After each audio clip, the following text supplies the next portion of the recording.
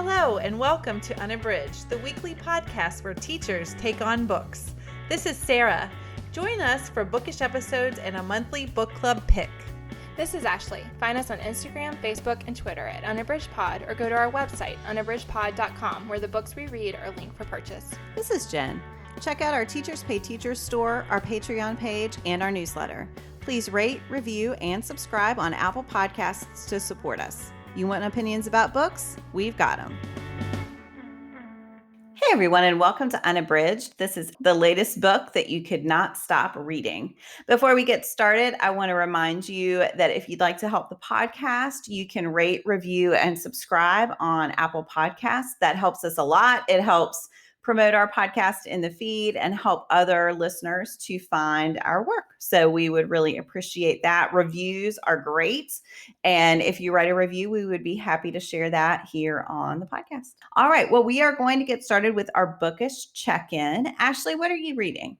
So I just started this one. This is Peter Heller's The River, and I have wanted to read this since it came out, and it's just been patiently waiting on my Kindle for quite a while, but I absolutely love Peter Heller. Jen actually introduced me to him early on in our friendship, and I read The Dog Stars of his and absolutely loved it. I think that he is such an impactful writer, and he also has traces of his writing that echo books that I loved for a long time ago. Like Cormac McCarthy is someone I really love, and I think a lot about Cormac McCarthy's work when I'm reading Peter Heller, even though they're quite different. And so I absolutely love Dog Stars, and then read The Painter of his as well. And I think that with both of those, part of what I enjoy is the sparseness of the language and the situations. He's so good at setting up the place and the sense of place, and also putting people in complicated situations where they have to make really hard choices. And I think in both of those books, you find yourself really rooting for these people who are doing things that objectively, are bad, quote unquote, bad things to do. And I think that's what I love, is just seeing that exploration of the shades of gray and the way that we can do the right thing, even if it seems like it's the wrong thing, or vice versa. There's a lot of that. So I've been wanting to get this one for a long time, and I've only read a little bit so far, but this is the story of Jack and Wynn, and they are in a canoe out on a river, and they are going on what they planned to be just a really relaxing vacation, but they're totally off grid. So they don't have a satellite phone. They don't have anything with them. So in the beginning, another thing with Heller's books, I realized I was insecure about talking about it because it takes a while to get yourself in what's happening. And that's true in his other two that I read as well. And so I'm early on, so I feel like I'm not positive what's happening yet, but there is a fire far away that they can see, and it is very far away, which is, for me, being an outdoor person, that is terrifying. So like the fact that they can see it and it's so far away still suggests it is very large. And of course, fires move very fast. So they know that there's this forest fire. They are off grid. And then they encounter just a couple of other people, and they regret that they didn't warn them. But then when they go back to look for the people who had been fighting when they passed them, they can't find them. And so there's a sense of, there's kind of an ominous undertone of what's happening. And even though they're both pretty laid back and they're still feeling like they can continue on the river and they can keep going on their journey, there's also this sense that things are happening that they're not quite sure about, and that could negatively impact them. And so it's that balance of, you have that like warning bell in your head, there's that happening, and both of them are trying to kind of push that down so that they can just carry on. And so I'm really intrigued so far. I absolutely love his work, and I've been wanting to get to this one. So I don't have a lot to report yet, but I am interested in the characters, and I always love his settings and the connection between nature and people. I think all that's really interesting. So again, that's Peter Heller's The River. I'm so excited that you're reading that. I love that book so much. Oh my goodness. I still have that on my TBR. I really want to read it. I just haven't gotten to it yet. It's excellent. And he actually is publishing a sequel to that this fall. Oh. I can't remember what it's called, but I heard about it on What Should I Read Next? And so I immediately pre-ordered it because he's beyond auto read. He is definitely auto buy. I love to just have all of his books. I think he's excellent.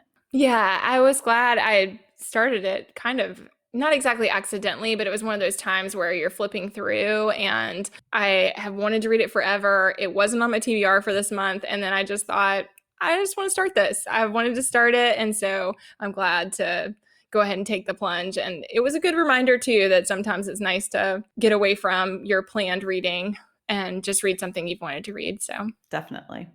Sarah, what are you reading? Our book club pick for last June was Laura Taylor Namie's A Cuban Girl's Guide to Tea and Tomorrow. So I love this book so much and thought it was a great YA book. And so I wanted to read more of Namie's work. So I picked up her first book, The Library of Lost Things. And while I didn't love it as much as A Cuban Girl's Guide, I did really enjoy it, and I thought it was a great YA read, and I think that the audience will love it. And so I'm giving myself away a little bit. I did just finish it, but I did want to talk about it since we read A Cuban Girl's Guide. I wanted to talk about it on the podcast. And this is a book about Darcy. She lives with her mom in an apartment, and she never has friends over to her house, and she really has to kind of parent her mom. Her mom had a traumatic life event, and she was kind of pitched from being a collector into a hoarder. So her apartment is filled with things. And so it starts off, and you know this pretty much from the beginning. And the book is just about Darcy navigating this really complicated relationship with her mom, who she loves, but she has almost become the parent in the relationship. And Darcy is this collector of books and of words. She knows so many things about a wide range of literature, and she also just loves words and their meanings. And that's kind of where the name of the book comes in. And she works in a bookstore, and she meets a boy, and it's a really sweet story with a lot of heart about getting to that point where you're making all these life decisions and transitions. She's going to be graduating from high school, and it's just about her navigating all these things with also having to deal with the fact that she is embarrassed of her home, and she can't, she doesn't want to bring anybody there, and there's a complicated issue with her father. It's just about navigating life as a teenager when you have a lot of really difficult circumstances that are out of your control. And so I thought it was really good. The love story was really sweet, and I really enjoyed it. So if you are looking, and it's a quick read, so if you're looking for a quick YA romance with extra, which I feel like also describes The Cuban Girl's Guide, there's just more to the story than the romance, but it's just really sweet. So that is The Library of Lost Things by Laura Taylor Namie. That sounds so good, Sarah. I loved A Cuban Girl's Guide to Tea and Tomorrow as well. And so I would love to read more by Laura Taylor Namie. So I'm definitely going to add this to my list. Well, I really think too, if you're a book lover, all the allusions to different books and the way that Darcy loves books, it's just book lover to book lover type of experience when you're reading it. So I think that also adds, because I love books about books. So I really wanted to read it, and I was not disappointed. That sounds great. I want to read her work as well. I want to read that one. I just loved A Cuban Girl's Guide so much. Yes. Jen, what are you reading? So thanks to Libro FM, I am listening to Tahira Mafi's An Emotion of Great Delight. I love Mafi's work. So she wrote the Shatter Me series, which is a dystopian series.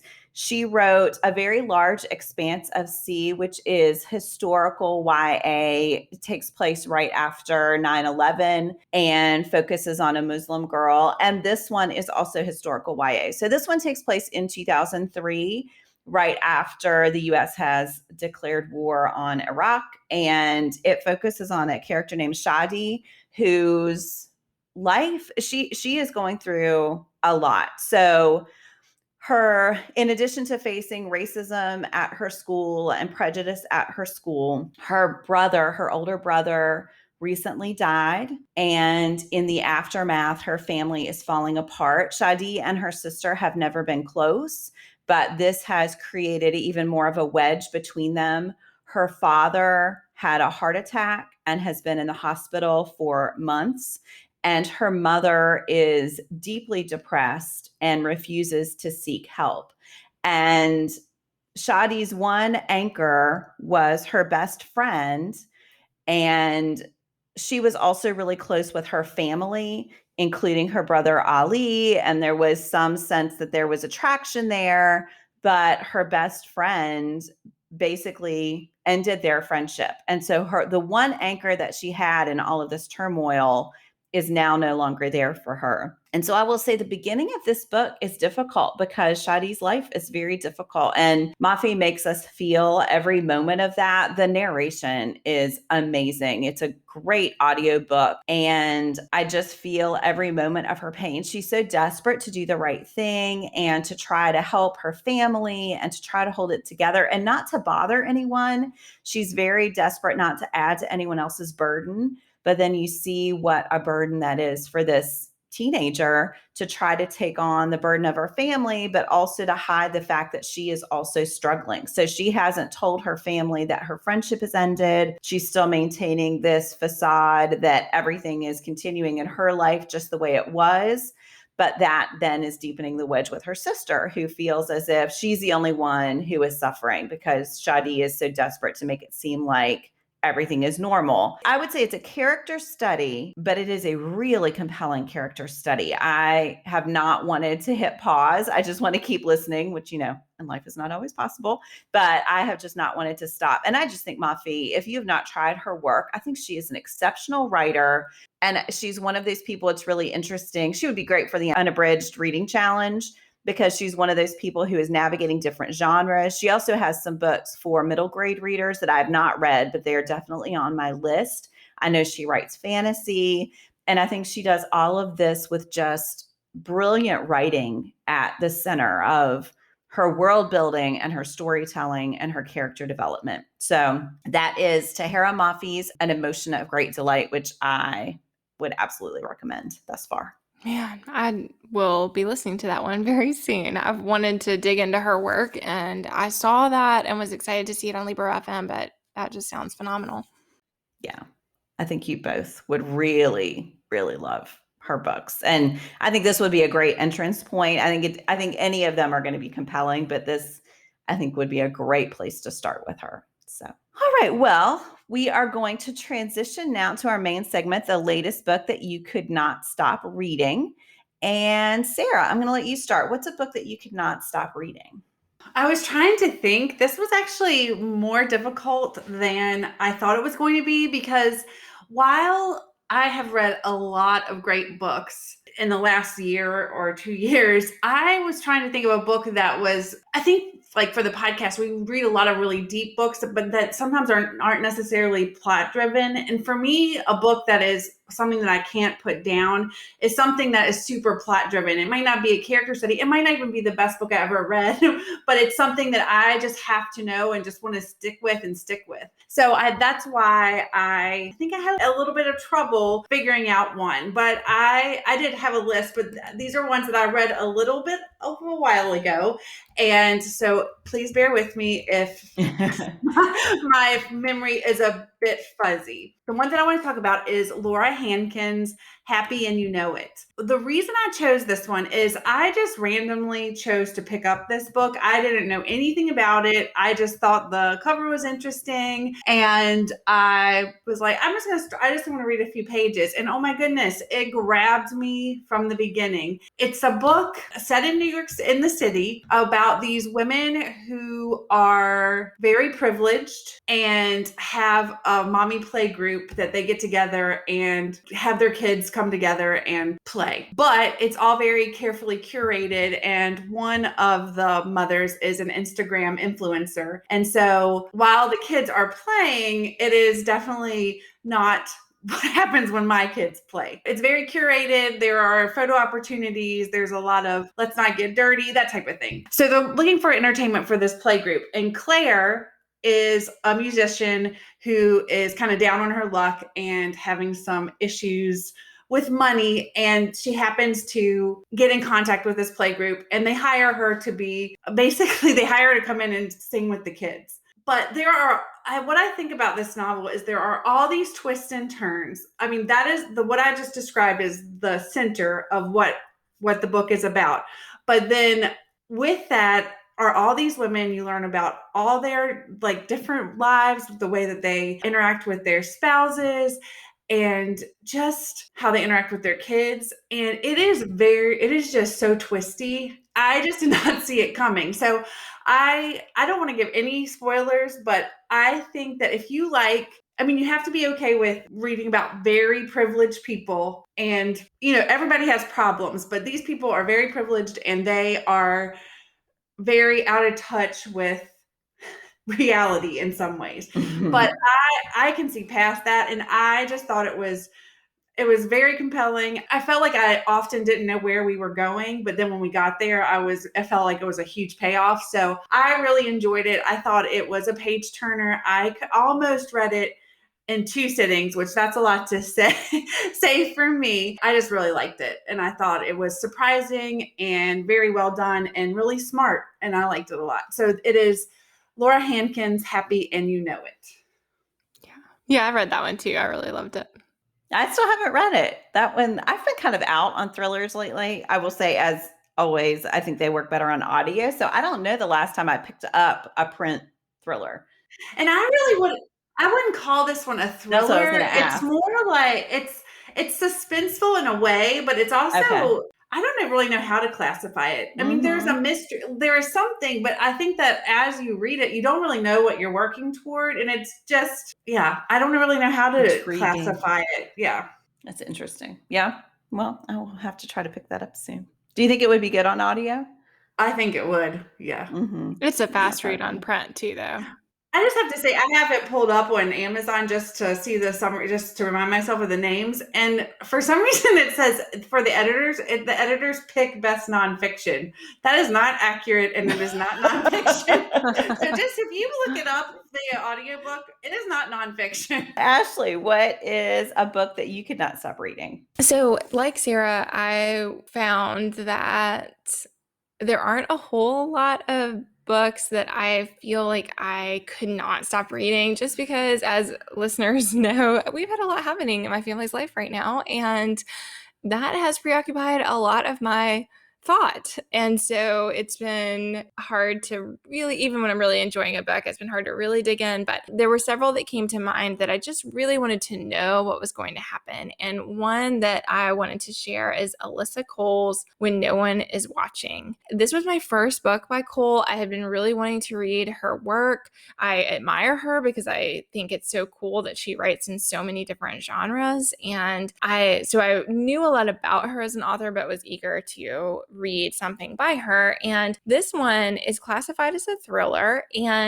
but it still has components that I believe are true in a lot of her books of good relationships. There's a romance component. Those things are happening, as well as there being kind of this thriller component to this one. So I listened to this on audio thanks to Libro FM. And I think what is fascinating about this story is that you can tell that there is something going on in the Brooklyn neighborhood where Sydney, the main character, and later Theo, who we come to know, he's the other main character, there's something going on where they live, and yet it's unclear what that is. And the signs of it are that people who seem like they're going to be there forever are suddenly selling their homes. People are disappearing at night. So there was an elderly man who they saw, it seemed like he was getting taken away during the night. And so there's all these unsettling things happening, and each thing that happens in isolation doesn't seem like a lot.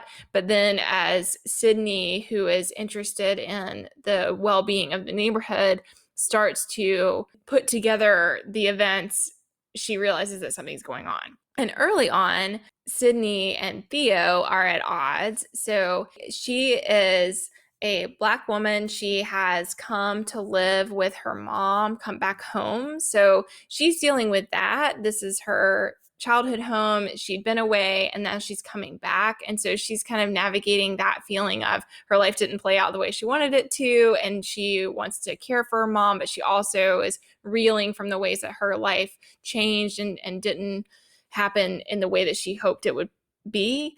And so she's working on that. And then early on, she has this impression that Theo is amid the newly arrived white neighbors who are thoughtless and inconsiderate of the community and the culture. And she sees him as being part of that early on. And it makes a lot of assumptions about him. And he has a lot of assumptions about her. And so part of the unraveling of the story is them learning more things about each other and that things are not always as they seem.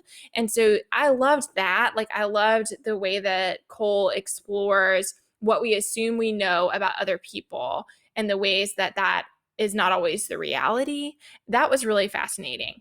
But as they get to working together, so they wind up in a situation where they're working together on some things related to the neighborhood. And as that happens, and he's helping her put together some historical information for the neighborhood, they start to see this really sinister map of dots coming together that suggests that there's more than just people choosing to move out of the neighborhood happening. And the more that that happens, the more you get into the thriller realm. And so I loved all of that. I saw different reviews of this particular work because I think some people went in thinking it was going to be a super plot driven thriller, and it's not that. I mean, which for me is great.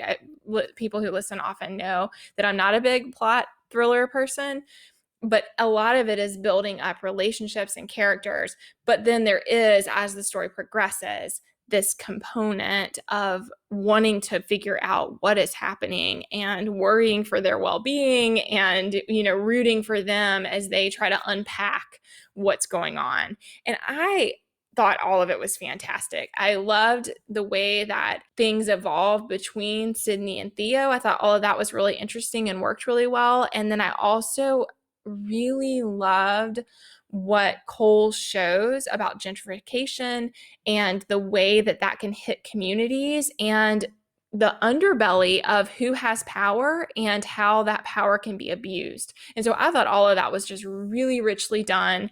And it was definitely a book that I could not stop reading, and also one that I think had a really powerful message aside from being a really great thriller. So again, that's Alyssa Cole's When No One Is Watching, and I loved it. I think it's a great one for this category. I want to read that one so bad. I have that one on my Libro FM account just sitting there. I really, really want to read that. It sounds so good.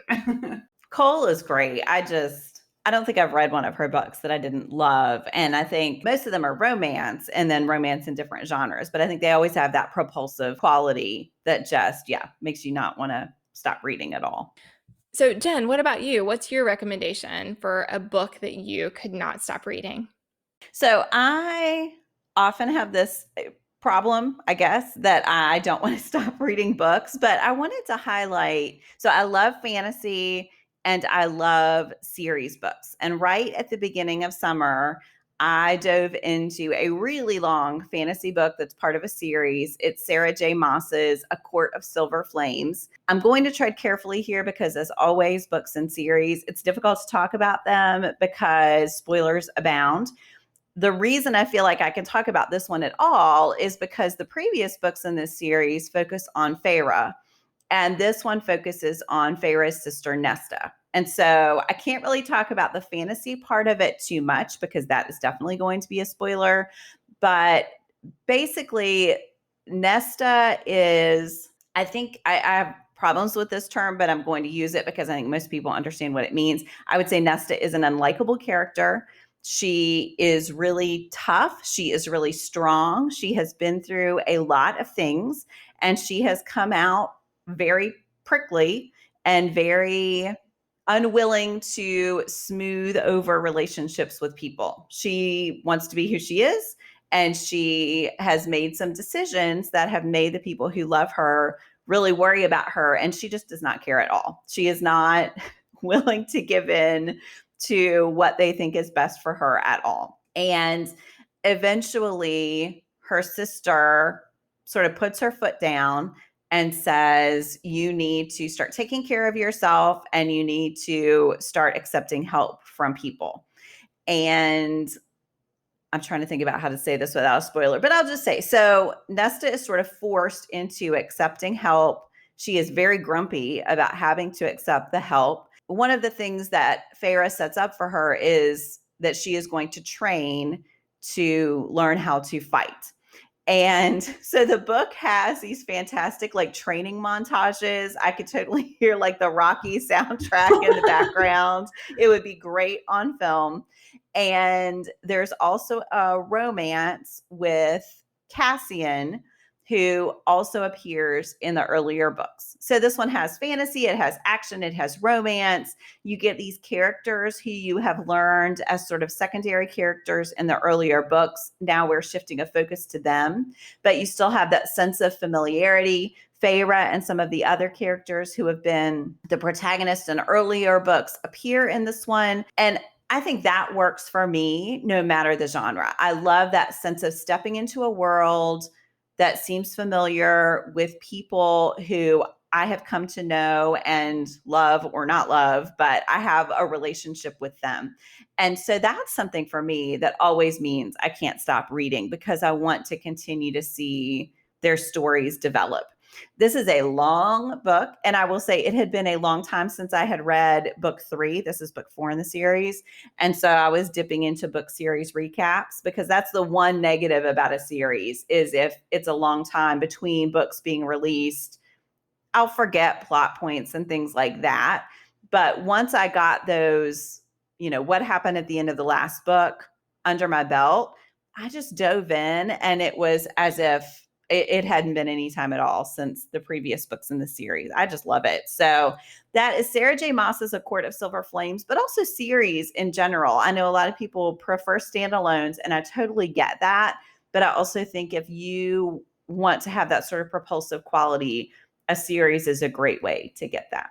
It's so funny because I hear so many people talking about Sarah J. Maas, and I have never read any of her books. Sarah, I think you would really like her. I think you like all the elements, all the different genres that she brings into her books. I think you would totally love. Well, and I like what you were talking about, staying in the same world, but getting to know about other characters. And I think that I would love that. It's just her backlist is daunting. So I think it's that when I look at her work, I just feel like I can't start it because I don't know if I can get through it. But I definitely need to try one because I've heard from countless people that it would be a series. Her books would be books that I would really enjoy.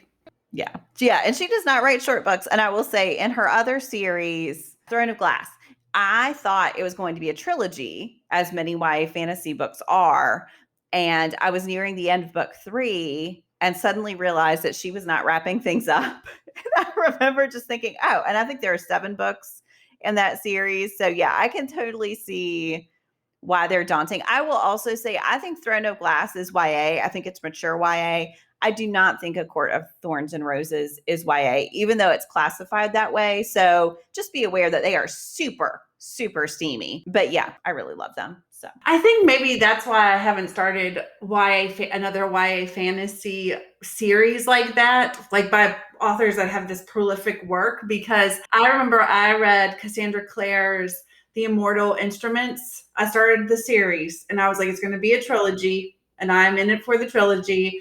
And then they became so popular. The first 3 books, it could have ended there, but then it went on to but I think they were up to book 7. And I was waiting for books to come out. And then I just kind of fall out of it because I can't keep the world in my head long enough. So I think I've just been leery to start new fantasy series like that. Yeah, I get that completely. But I think this is a good one to start. If you have to choose, I think this is a good one to start. So. Well, it sounds like there are plenty of books to get through before a new one might come out. Yes, that is definitely true. It'll keep you busy. Okay, well, we would love to know what books you could not stop reading.